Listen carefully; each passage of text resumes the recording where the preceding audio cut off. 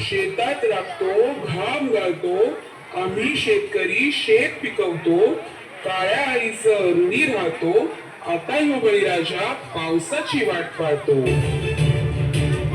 यंदाच्या वर्षी कमी पाऊस झाल्यामुळे जिल्ह्यातले अनेक तलाव आणि धरणं यांच्यामध्ये कमी पाणीसाठा शिल्लक आहे. यंदा जिल्ह्यामध्ये सरासरीच्या 48% पाऊस पडलाय. त्यामुळे ऑगस्ट महिन्यातच पाणी टंचाई जाणवू लागते. तुझ्या पायरीशी कुणी सान थोर नाही, साध सुन्या काळजाची तुझ्या कानी जाई.